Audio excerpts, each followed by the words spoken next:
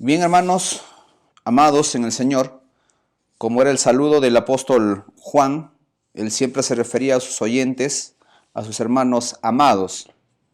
Y hoy en esta oportunidad seguimos con el estudio de Primera de Juan y hoy vamos a ver los contrastes que encontramos en Primera de Juan. Un contraste es una acción y un efecto que condiciones opuestas o diferentes que encontramos en una persona o cosas. Y Juan, con estos contrastes, va a marcar la posición de una persona, si es creyente o no es creyente. La pregunta que tendríamos que contestar en esta noche sería así: ¿qué contrastes hay en Primera de Juan? ¿Qué contrastes hay en Primera de Juan?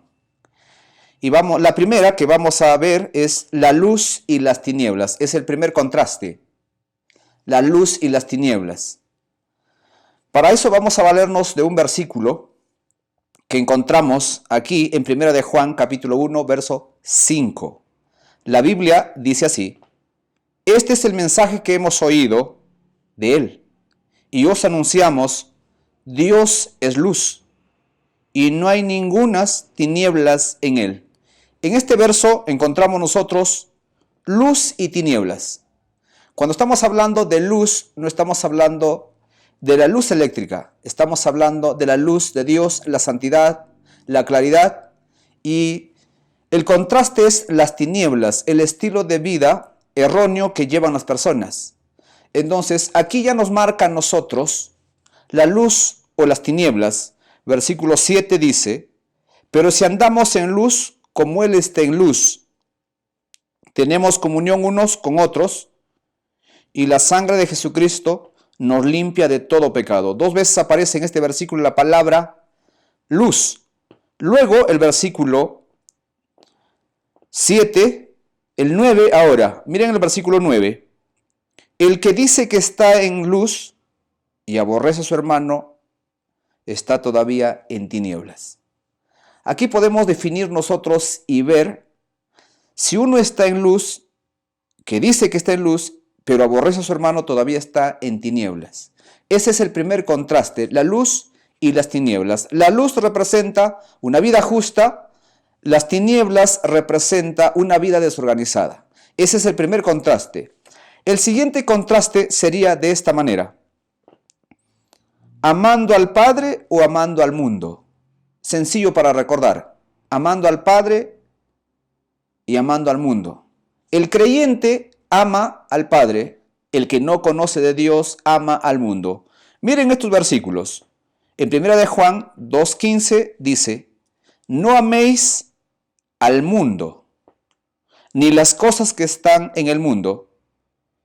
Si alguno ama al mundo, el amor del Padre no está en él.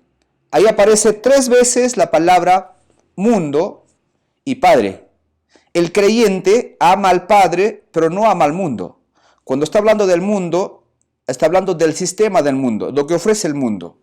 Verso siguiente, el 16, dice así: porque todo lo que hay en el mundo, los deseos de la carne, los deseos de los ojos y la vanagloria de la vida, no provienen del Padre, sino del mundo.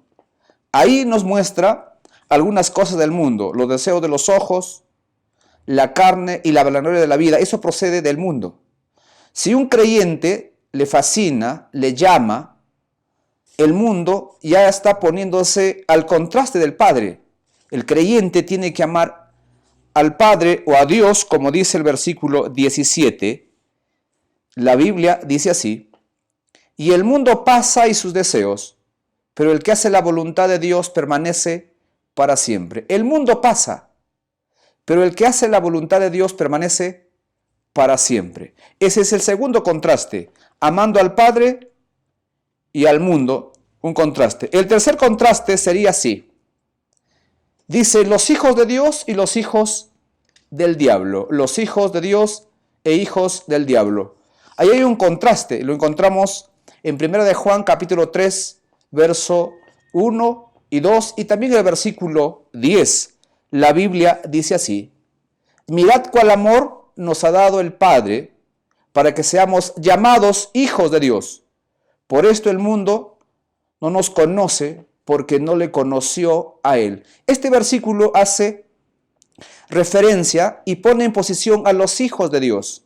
El versículo 2 dice así: amados, ahora somos hijos de Dios y aún no se ha manifestado lo que hemos de ser, pero sabemos que cuando Él se manifieste, seremos semejantes a Él, porque le veremos tal como Él es. Esos dos versículos hacen énfasis en los hijos de Dios. El versículo 10 viene el contraste que estamos viendo. En esto se manifiestan los hijos de Dios y los hijos del diablo. Todo aquel que no hace justicia y que no ama a su hermano, no es de Dios. Ahí está el contraste. Entonces, el apóstol Juan lo que está haciendo con sus lectores o sus oyentes, contrastando y poniéndoles en una posición, si son hijos de Dios o hijos del diablo. El siguiente contraste sería esta manera. Dice, vida eterna y muerte eterna. Entonces, están marcadas muy bien estos contrastes. O usted tiene la vida eterna o tiene la muerte eterna, que sería también la perdición eterna. Encontramos en 1 de Juan 3, el versículo 14, 15 y 16. Dice así: nosotros sabemos que hemos pasado de muerte a vida, es decir, que tenemos salvación, en que amamos a los hermanos. El que no ama a su hermano permanece en muerte. Ahí nos muestra, o hay un indicador, que si uno ama al hermano, es evidencia que tienes vida eterna. Pero si hay odio, rencor a las personas, es una evidencia que no conoces de Dios. Ese es un contraste. Versículo siguiente. El 15 dice así: todo aquel que aborrece a su hermano es homicida, y sabéis que ningún homicida tiene vida eterna permanente en él. Es el contraste. El 16. Miren el versículo 16. En esto hemos conocido el amor, en que puso su vida por nosotros. También nosotros debemos poner nuestras vidas por los hermanos. Ahí está el contraste. O usted tiene vida eterna o tiene muerte eterna. Estas posiciones están bien marcadas. Un creyente tiene vida eterna. El que no le conoce a Dios tiene muerte eterna. El último contraste: amor y odio. El creyente ama. El que no es creyente, el que no le conoce a Dios, hay odio. En 1 de Juan capítulo 3, 15, 16 y 17 dice así: todo aquel que aborrece a su hermano es homicida, y sabéis que ningún homicida tiene vida eterna permanente en él. Es el contraste. Aborrece, versículo 16. En esto hemos conocido el amor, en que Él puso su vida por nosotros. También nosotros debemos poner nuestras vidas por los hermanos. Ahí está el contraste, el amor y el odio. Verso siguiente, el último. Pero el que tiene bienes de este mundo y ve a su hermano tener necesidad y cierra contra él su corazón, ¿cómo morará el amor de Dios en él? Estos contrastes que hemos mencionado van a marcar nuestra posición. Si usted es creyente, va a amar a Dios. Y si usted no le conoce, va a despreciar lo de Dios. Yo quisiera que puedan repasar estos versículos y meditar. Y va a ayudar mucho a su crecimiento espiritual. Y que Dios los bendiga. Nos encontramos la próxima semana.